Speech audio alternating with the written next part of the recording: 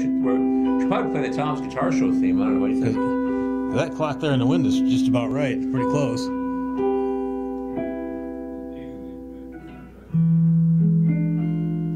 Not yet.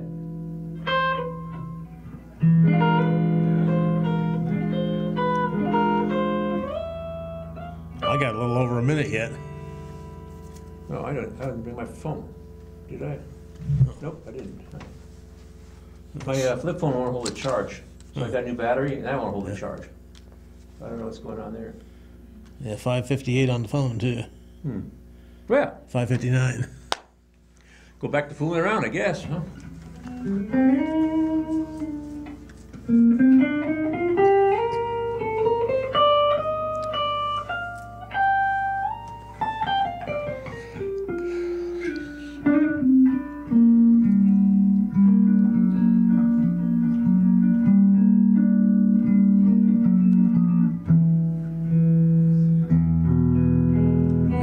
Reset the master clock. 10 seconds. Okay.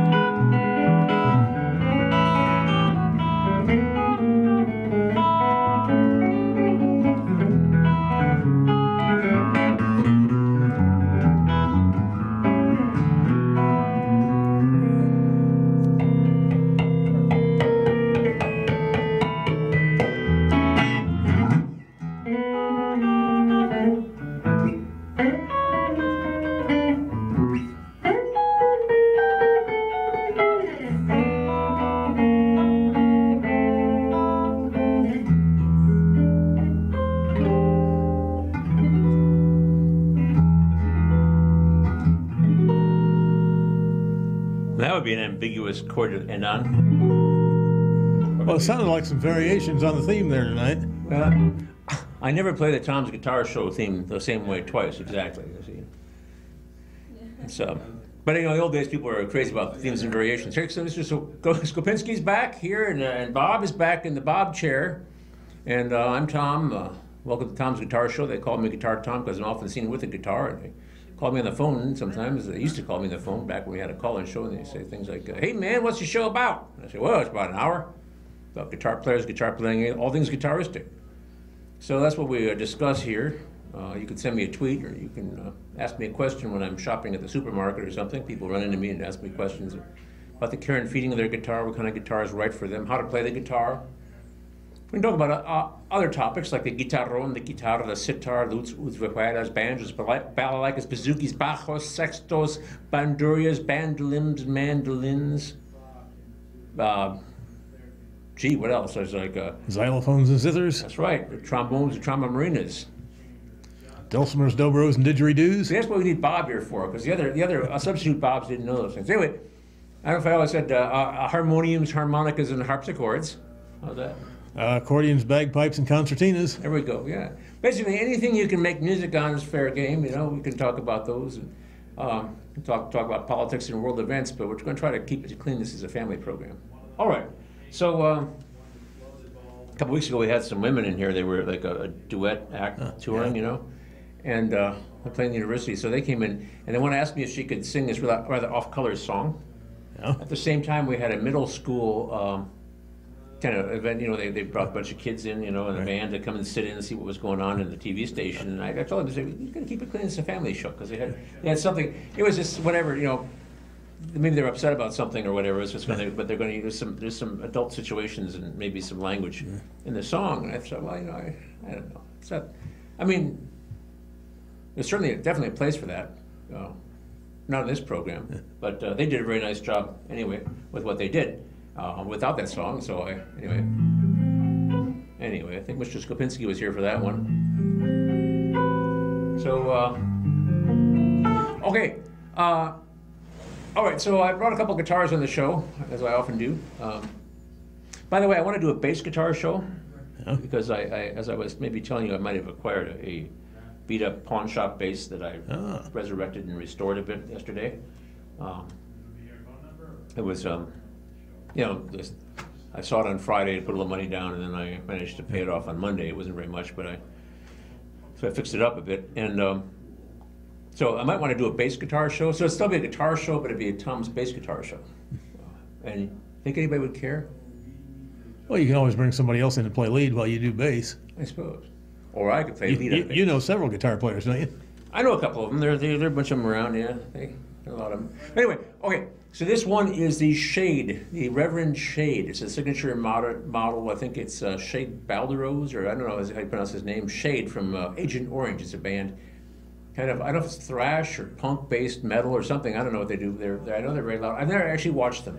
But I've been, this guitar, I mean, because it's a Reverend, and I've gotten into the Reverend thing. So this has this is Reverend, you know, it's got the Corina body and everything like that. And it has these rail-hammer pickups, which I think are great. They're you know, I guess there's a technology to them. This Reverend's own pickup. So I got this one, and I have another one I'll bring out here in a few minutes. But this one is something I've been looking at for at least 6 months now. And they got this in at the guitar shop over the pro shop, musician's pro shop. She's like one of the only Reverend dealers around. Now, I was talking to the guy at the guitar, James over there runs the musician's pro shop, and he was saying that, because I was looking at these guitars, and you can't find anybody who's going to play them clean. They just have them like, you know, either distorted, really distorted, or massively distorted. You know, this is like, you know, and I don't really have enough, I'm not enough of a connoisseur of distortion and fuzz and all that stuff to be able to tell the difference between good distortion and bad distortion. And if you, because that's one of those things I always try to avoid, you know. Yeah, like I wonder if there is a difference between distortion is distortion. Well, I don't know, man. There must be some difference. I mean, some people say, well, you know, you got the sweet wine and the sour wine, but the wine connoisseurs will tell you it's anyway. Probably in the eye of the beholder. Right. So, I mean, I don't know the difference between like a very expensive guitar, like a Paul Reed Smith for $4,000 or more, and a $99 Chinese or Indonesian made Fender guitar. If you plug it into all the distortion, to me it sounds like the distortion, not the guitar. So the guy behind the counter there, you know, at the guitar shop, will say maybe I should do a bunch of videos of me playing guitars that you never hear clean. Because what I have here is I'm playing through a Fender Princeton amp, the '68 reissue, and Mr. Skopinski's here. If it's okay with you, I'm going to kill the house lights. Oh, please. Sometimes it makes noise on your amp. Oh yeah. Oh, that's better. Yeah. Hey, and I look more. Never mind. What was I saying? Oh yeah. Distortion. Yeah, I was talking about distortion. I'm trying to. I was on the talking next. about making a bunch of Oh yeah, make a bunch of videos. That's right, of me playing clean. Because like I looked at this guitar and the next one I'm going to play actually, and I couldn't find a video of anybody like demoing them that didn't have it distorted. And even the ones, some of the guitars I look at on like YouTube or whatever, that they say they're playing clean. There's what they call a little bit of the grit on it, so it's sort of still sort of distorted. And I have a pedal. I have the what was it? It's the Blues Driver. It's a Boss pedal, and it does give you a little bit of a shimmer, but then a little bit of a grit on it. So there's certain situations where I might use that. Now I will say that it's probably been 2 years since I've had it out of the box in the cabinet, but I do have a pedal that will do that. Put a little grit on it. But what I have here is a Fender Princeton amp, and I have a because it's kind of muddy. Usually I have the treble cranked up pretty high. I have the volume down to 2, goes to 10, and I have a little bit of the tremolo. So rather than going wah, wah, wah, wah, it makes a little shimmer. So I get these notes like.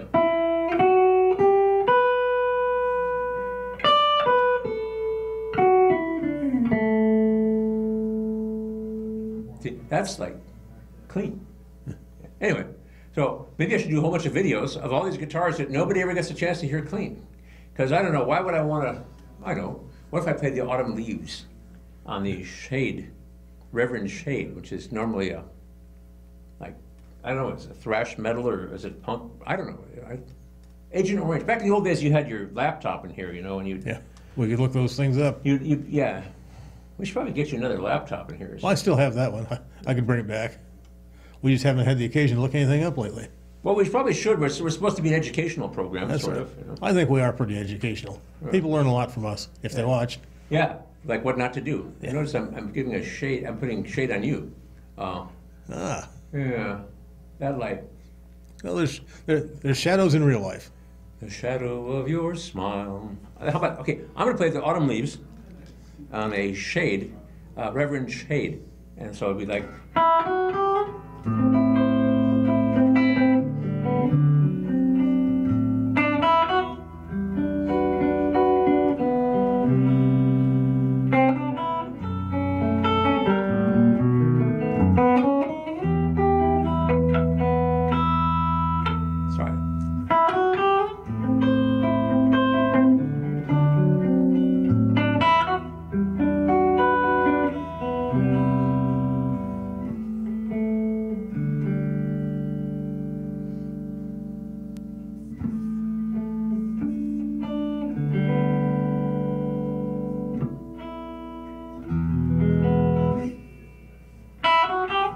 Sorry, everything goes out of tune.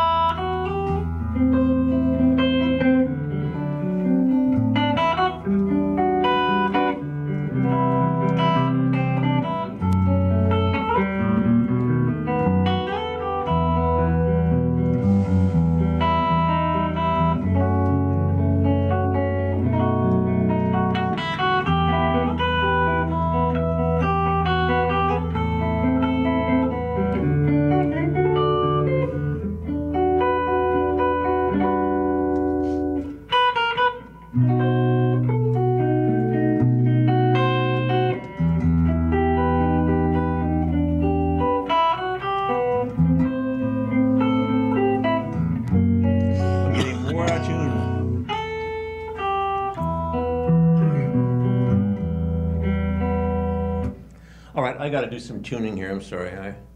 About 10 minutes into the show, whatever guitar that I played that was perfectly in tune when I started starts going sharp or flat depending on the string. So it's just like TV lights.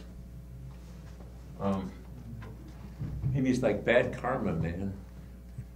I knew a guy, my old buddy Radislaw said they call it karma because whenever he'd do something bad, his car would break down. So that's why they call it karma. That makes sense, I guess. Yes, sort of, yeah, in a certain way. I was thinking about your shadow. I was watching a Duke's show reunion on. Dukes of Hazzard? Yeah, on what am I trying to say?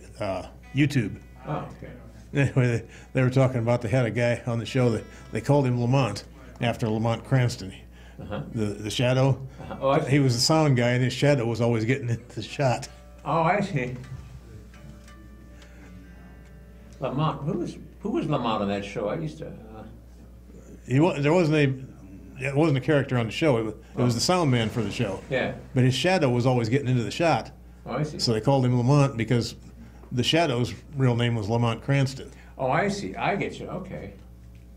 I remember some. I think there was well, there was some show that had a Lamont on it. I think, but maybe that was Sanford and Son had Lamar.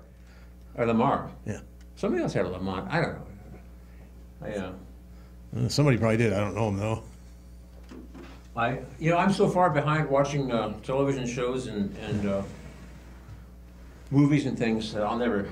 I just haven't been watching that Never stuff. catch up. I'm never going to catch up. I mean, if I were stuck in traction with Hulu and Netflix, and a remote, maybe I could, if I were there for. Well, even then I couldn't catch up. Well, even now, there's so many channels now. In the olden days, when there were 3 channels, Yeah. you pretty much knew who everybody on TV was. Yeah. Now there are so many celebrities you've never heard of. Right. Yeah. Where's John? Yeah. No, there's that, and then there's so much programming out there. There was a sort of era where you could have the VCR, which was kind of nice because it didn't do as much recording. You only record one show at a time and stuff like that, and you could set your timer and stuff. I used to do that. There was a time when I collected the Three Stooges because they had them on every morning at like 6 o'clock on the Superstation or something, and I used to record them every morning, and then on the slow speed, so I get 6 hours on a tape. Right. And then years later, when I had my son, we watched a lot of those for a period. The thing about my media consumption, my son's all grown up now, but when he was a little kid, I'd read him a story, and even before he was able to speak or understand. I read with kind of flowery English. I had this Grimm's Fairy Tale. Somebody gave us a gift certificate to a bookstore for the baby, So I had this fairly inexpensive, actually. But flowery, like very proper British English translations of the Grimm's fairy tales. So I'd read him the fairy tales, and then he, and he actually ended up having a big vocabulary, later in life, because I didn't read him stories about bunnies that much. There was these stories, where you have the little thing, you open it, it's got fur on it, the kid gets to play with it. We did a little bit of that, but mostly, and the sandpaper on that one. But mostly we read these stories. So then we get past that, and then there's a certain point where I would tell him a story every night. It was the same story that I made up, which turned out to be a tax revolt story that I made up. It's about a toll troll who lived in a town in Wisconsin. It's basically making fun of people from Wisconsin and Minnesota, but about somebody who defied this toll troll who would, exact a toll every time somebody would go on a.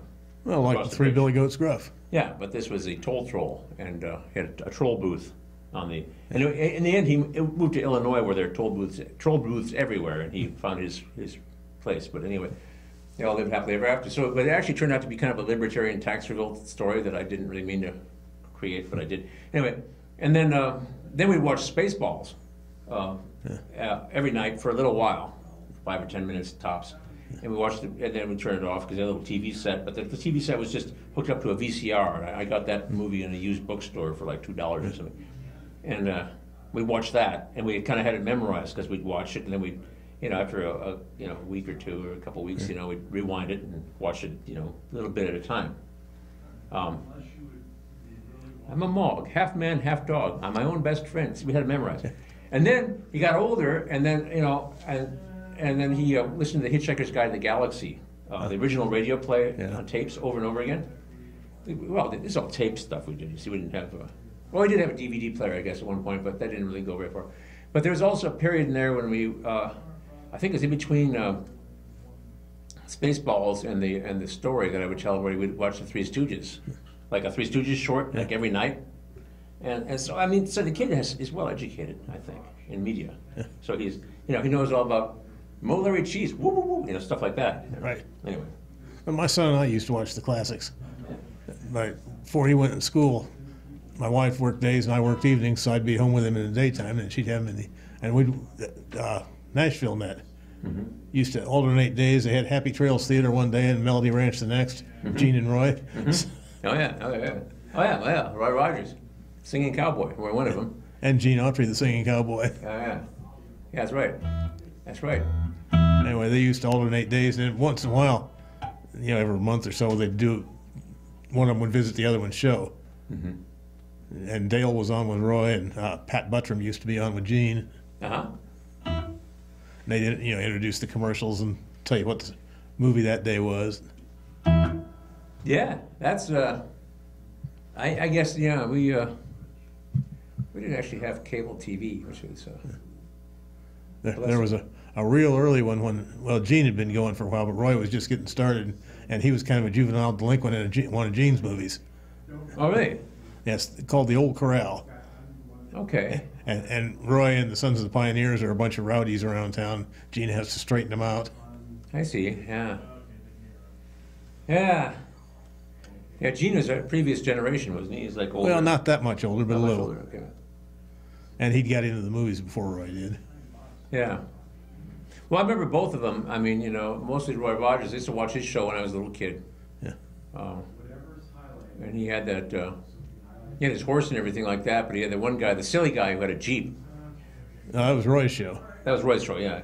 Roy. Pat Brady had a Jeep. Pat Nellie Brady. Bell. What was he? Nellie Bell was the name of the Jeep. Nellie Bell? Oh, he had a name for his Jeep. Huh. Gee, now, only a few of my car doesn't have a name, but only a few of my guitars do. Yeah. Well, this one doesn't yet, or anything like that.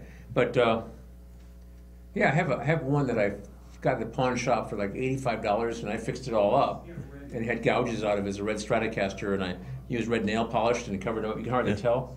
And I call it Little Red. You see. And then I have another one. It's a G&L Telecaster with two kind of contoured body, and it's a special kind of one. Anyway, it's made in Indonesia, but it has two humbuckers. So I call it Cherry Baby, because it's kind of a cherry red. You see. So I have a few. Now I knew a guy who had a 1956 or 53 Dodge pickup truck, except the bed fell off the back of it at one time when we were driving up Benton Street, and he called it Bluey because it was blue. I called it Cub Bluey because I expected it to blow up, but it was unsafe at any speed, and it's kind of Willie Nelson calls that one with the big hole in the trigger. That's right. That's right. His guitar trigger. But that's the guitar that gives him his. Your honored co-host. Yeah. But yeah, without trigger, he doesn't think he can do it. You see, so he wants that guitar to last as long, at least Yeah, he says they'll go out together. Yeah, that's right. Now, I would say putting a hole in the top of your guitar with a pick is a bad picksmanship, but I can't say that about Willie. I mean, He's St. Willie. That's right. I was hearing the public radio show about Texas politics. Isn't that the ambiguous court? Sorry. But they were saying that about Texas politics, that Texas tends to be very conservative, but they love Willie, even though Willie is, lobbying for the legalization of marijuana. Well, parts of it, the Austin area is real liberal. Yeah, but I mean, all through Texas, and even the state house, he'll go lobby for legalization, and he wears hemp clothes and everything. But everybody in Texas loves Willie, apparently. Yeah, I remember he got arrested one time, and they said how much marijuana they found on his bus. And one of the late night guys said, "I'm surprised they couldn't comb that much out of his beard." Yeah, I suppose. Anyway. Well, anyway, so here we go. The thing about this amp, I'm using the Princeton, is that unless you have it pointed right at your head, because it doesn't sound that good. But if I like get down like this, it sounds great. But up here, I don't get that shimmer. So it's probably doing really well on that mic. I've got the Shure Beta 57 mic on the amp there. But anyway, so.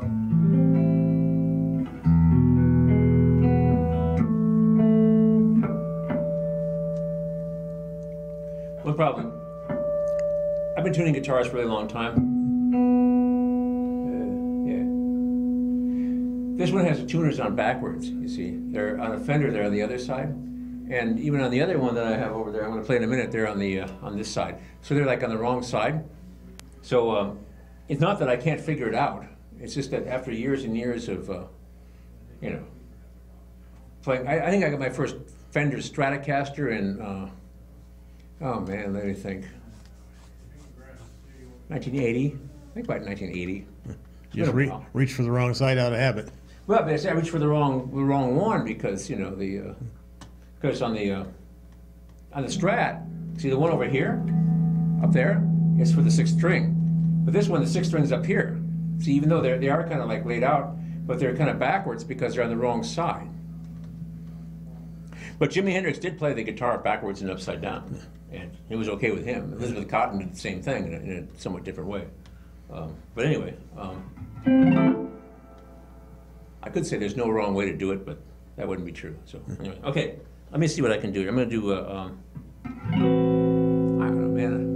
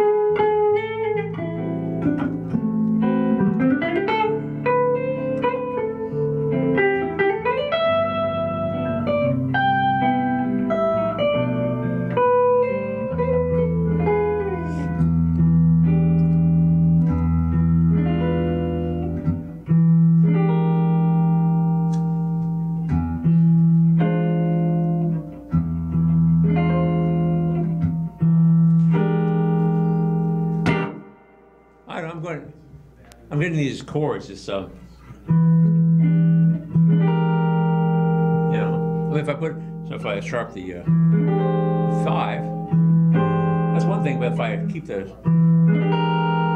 flat the 5, but if I sharp the 5 and well, that's a fairly hopeful sound. Yeah. This one,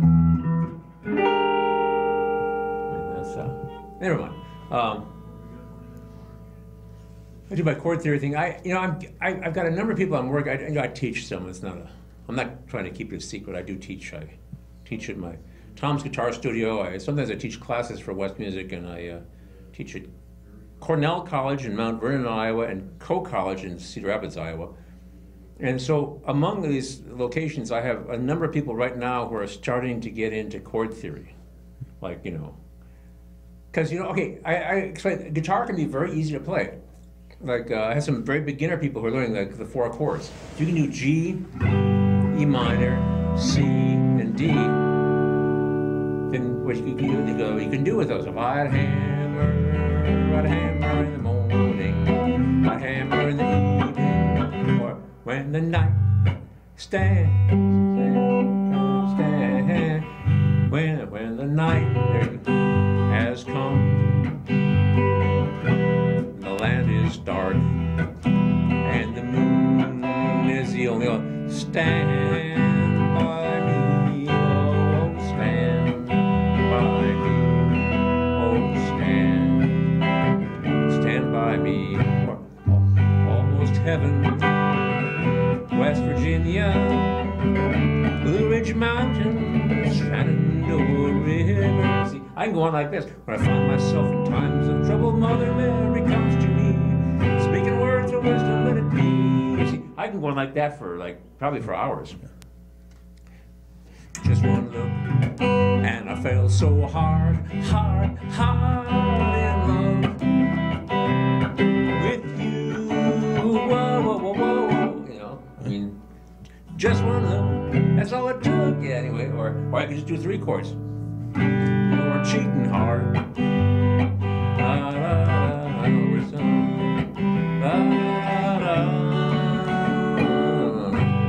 You walk the floor the way I do. You cheating hard, we'll tell on you. Okay, so what I'm saying is that was only 3 chords of the 4 chords. Actually, if you only know 2 chords, you can do oh my darling, oh my darling, oh my darling Clementine, you were lost and gone forever, dreadful sorry Clementine. I was walking down the street, a pretty girl I chanced to meet. She was her Buffalo Gas, when she come out tonight. I mean, there's 2 chord songs. So then you have a surplus of chords. If you know 4 and you only need 2. But you see, that's just the beginning. So you can get into this. One time I saw a tractor pull, and actually it was like a lower echelon tractor pull. It wasn't one of the big time ones. It was in near some small town, and I pulled off just to watch it, happen. Because I didn't know how it worked, and I found out later, they had this sled that digs itself deeper into the mud. This is many years ago. I think maybe it was a commuting between, maybe somewhere by Maquoketa. I think I was either going to Dubuque or maybe I was going to Bellevue, Iowa, maybe for a gig. They had a gig I used to play in Bellevue, Iowa, by the Mississippi River there.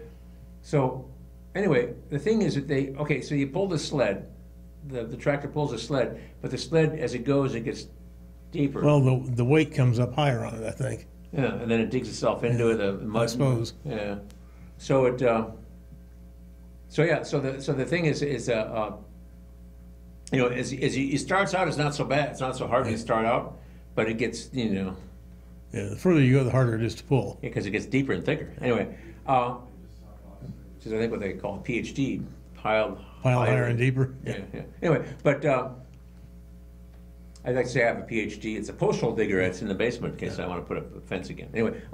Anyway, so. Well, we all know what BS is. MS is more of the same, and PhD is piled higher and deeper. That's right, but we don't talk about that on Tom's Guitar Show very much anyway. But anyway, so I'm saying this is about the guitar thing, because, okay, so you get your, you learn your what they call the cowboy chords. I just heard that like a year or so ago from a guy who teaches guitar lessons. The cowboy chords, G, C, D, E minor, maybe A minor, maybe D7, you know, A7, maybe B7.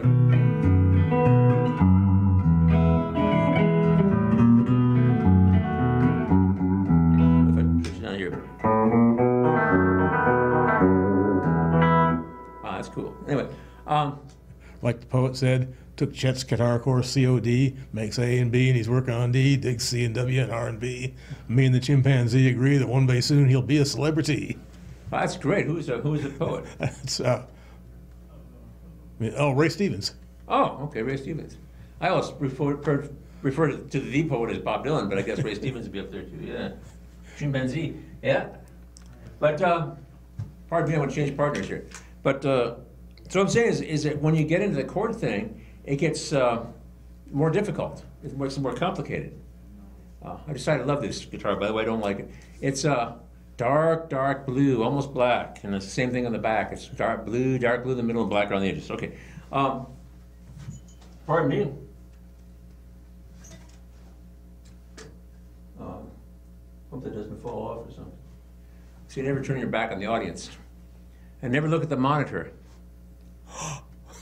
Anyway, okay.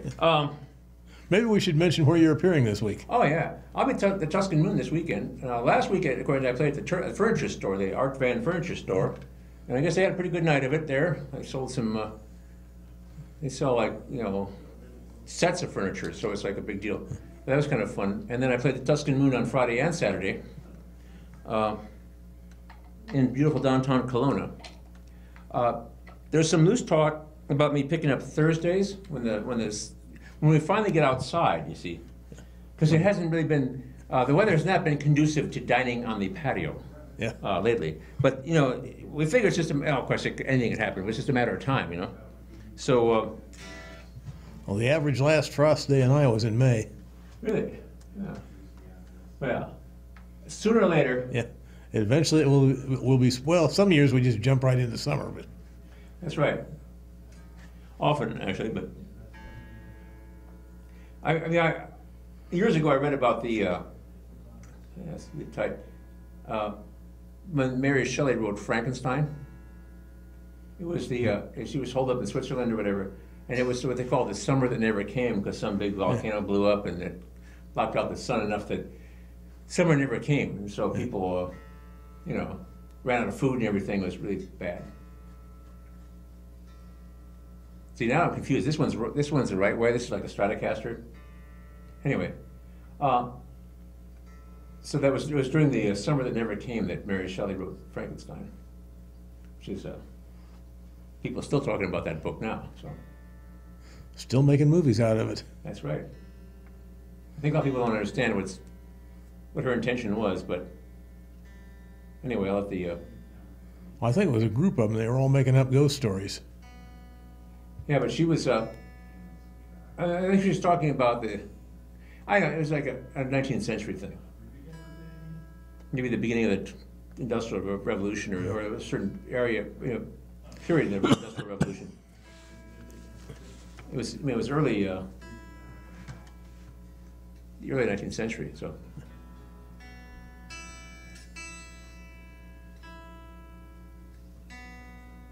All right. I don't know if I believe these things. Where were we? Oh yeah. Okay. Oh wow, this thing sounds great. Oh man. Well, all I'm saying is that once people get into chord theory, at first they just glaze over. I know I did.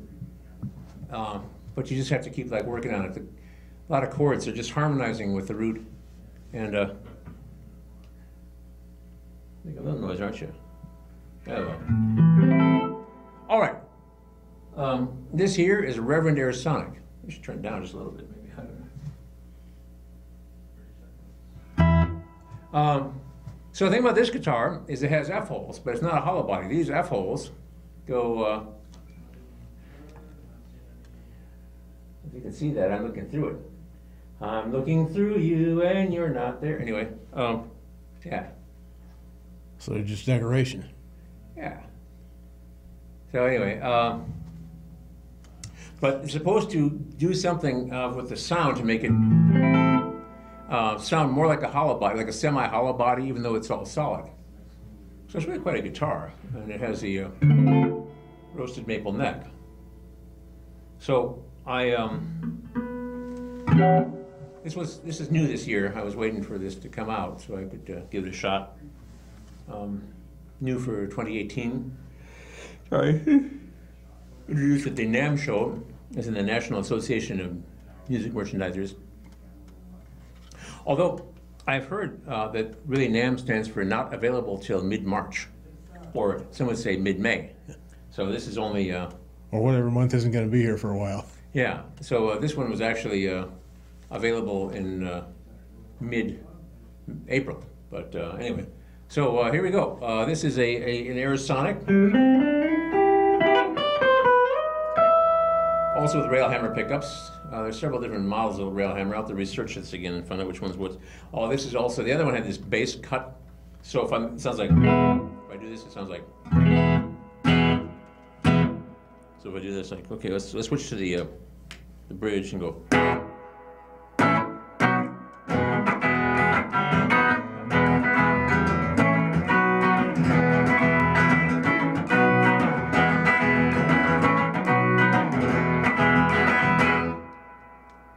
I guess that's good cleaning family fun, but.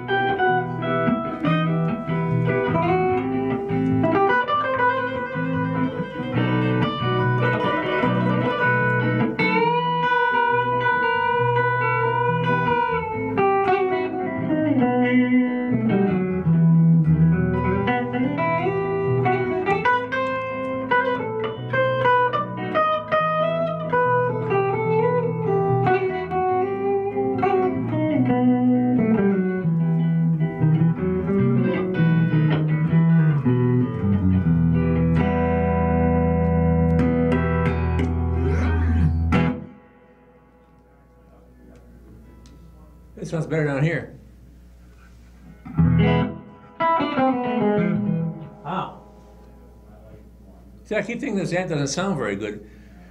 But I mean, the thing is, it's a little bit too low for me. See, I need to have it pointing right at my head. Anyway, but I guess I knew that.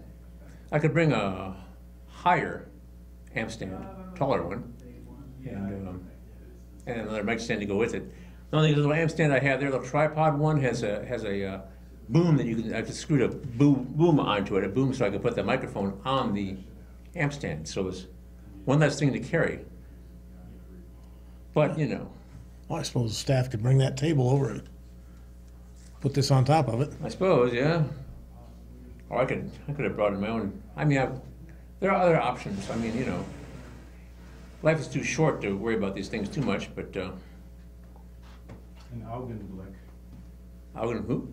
Augenblick. Augenblick? Blink of an eye. Oh yeah, Augenblick. Such is life. There's a word, is it Eisengrau or something like that?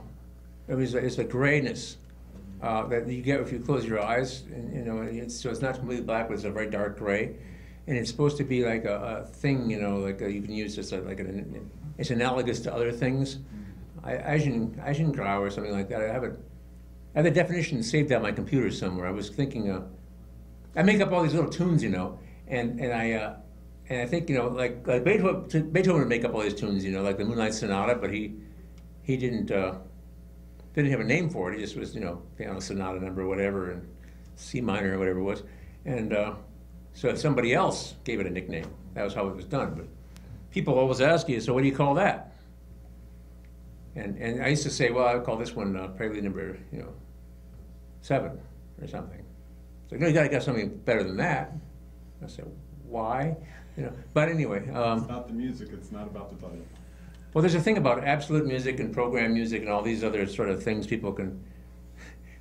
We could tell music critic jokes, but the thing about music critics is a lot of times, and film critics and book critics and everything. Sometimes if it's something I like, but then it gets panned by various reviewers, I realize that the reviewer didn't see in it what I saw in it, or maybe they didn't get it.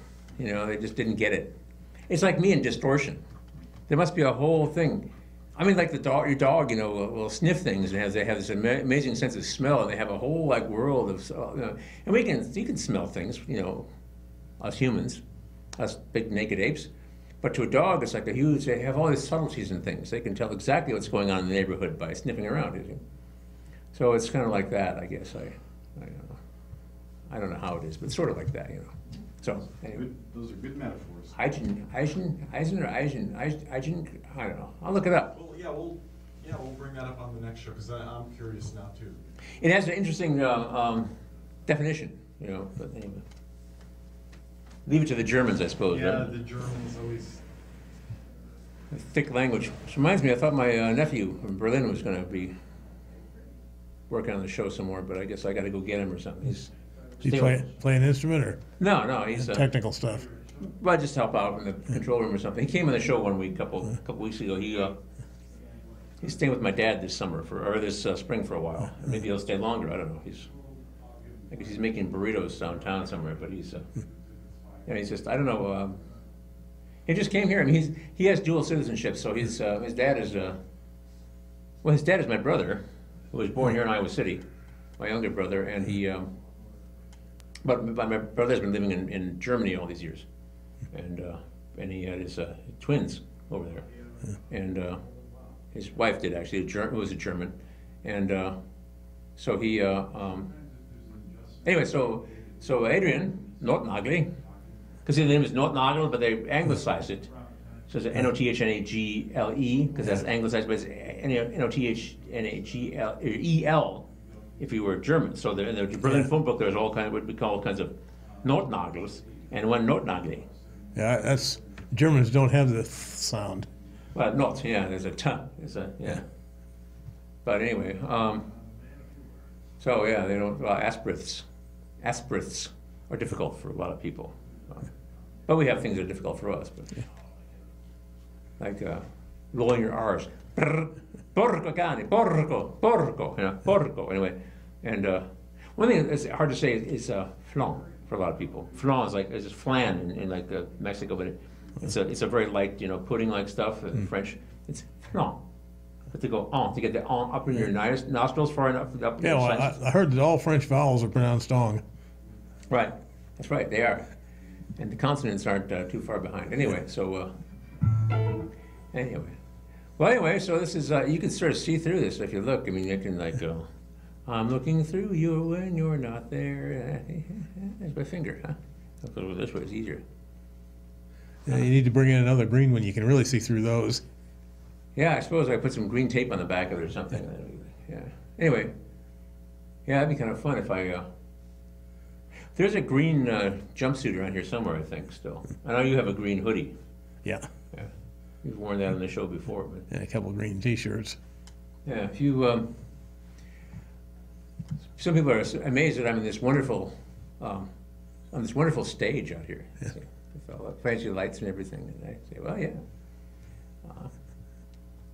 But you know, if you notice, if you watch a news, like cable news or something like that, they'll interview somebody or they'll talk to somebody who's in Seattle or someplace, and you'll see this wonderful, you know, they'll be like sitting right there, and the Puget Sound or whatever is behind them, or the harbor or whatever like that, you know, and they realize, well, they're just sitting in front of a green screen. And of course, the Daily Show on Comedy Central used to do that a lot, but they have their correspondent in the desert, but there's actually somebody standing over there. Yeah, then they swing the camera. Yeah. So, but oh, we had the one time when we had the flood. Mm-hmm. We were running we were green screening the flood in. Yeah. And you were out in the middle of the flood. Right. I wanted to do. I had this. My wife made me give up my boats, but I had this little 10-foot John boat, rowboat. Yeah. I said I like to go rowing a lot, and I wanted to do the show sitting in my boat. You know, and then just take a bunch of video of I like the beach at the reservoir or someplace like that, you know, and people playing volleyball or whatever, playing with beach balls or something. And I'd be sitting there in my boat in the water. I thought that'd be kind of fun, but I never got around to it. No, that'd be a different kind of a show. Probably a different look to the show for that episode, anyway. I suppose, but pretty much we do the same show every week. I just get up here and waste people's time, but I play interesting instruments like this Reverend Air Sonic. I've only just begun to. Find out what this thing will do.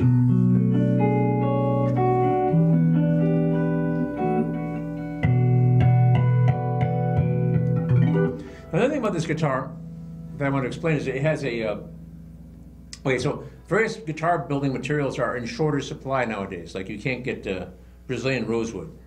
Some people are talking about how somebody's talking about like a pre-CBS Fender Stratocaster had Brazilian rosewood fingerboard on it, which is coveted, but now is illegal. You can't get Brazilian rosewood anymore because they cut down too many trees, and what's few are left, or they're going to save. They're preserved. It's like eagle feathers and tortoiseshell picks. You can't get the tortoiseshell picks anymore. Galapagos Island tortoises are protected. So this fingerboard, rather than being like rosewood, which would probably be Indian rosewood, or ebony, which is highly sought after, and I believe the other guitar I was playing actually has an ebony fingerboard, but that comes from Africa. It's a naturally black wood, and you need it to make clarinets. But this is black tech wood, or blackwood tech, or something like that. I should look it up again. And what it is some sort of pine, coniferous tree that grows in New Zealand very fast, actually. And they impregnate it with resin, which is also natural, natural resin of some sort, or harvested from some other plant or whatever. And then it's like pressed to 1/3 of its usual height, and then dried in the kiln at high enough temperature anyway, for a while. And it's supposed to have it'd be like ebony, and I was skeptical, but actually it does feel pretty good. There are things, there's a bass guitar that they had one at the Pro Shop, they had one at West Music, which I believe has a plastic fingerboard, some sort of plastic, and I just can't stand that. Yeah. I mean, a fretless bass guitar with plastic. But this actually does, they say it's all natural stuff. It's it's some sort of pine, and it's porous enough that they impregnated it with this resin, pressed it real hard so it shrank down, and then baked it.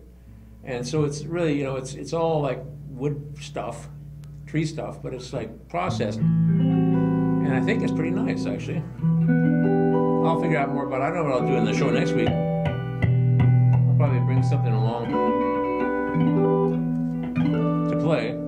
But I'm going to play this one. I thought about bringing about 4 guitars in this show, but I want to see how this compares side by side with the ebony. I was just playing ebony, and now I'm playing this Blackwood Tech or Black Tech Wood or whatever. I think it's Blackwood Tech. Anyway, people are finding other things to make guitars out of. And in the defense of guitar builders, I'll say you don't actually use that much material on a guitar. Yeah. I mean, you know, it's like there are things that are a lot of it around, and of course, trees are a renewable thing. I mean, if you have a tree that can grow, and I mean, if it's like 600 years old, that's one thing. But if it grows in like 50 years.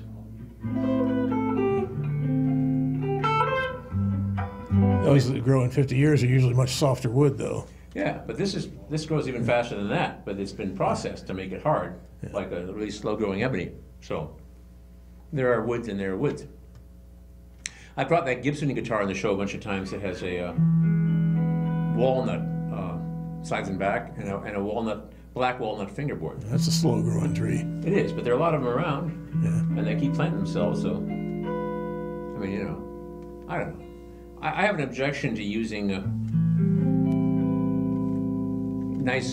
really nice woods for, you know, like flooring and decks and things.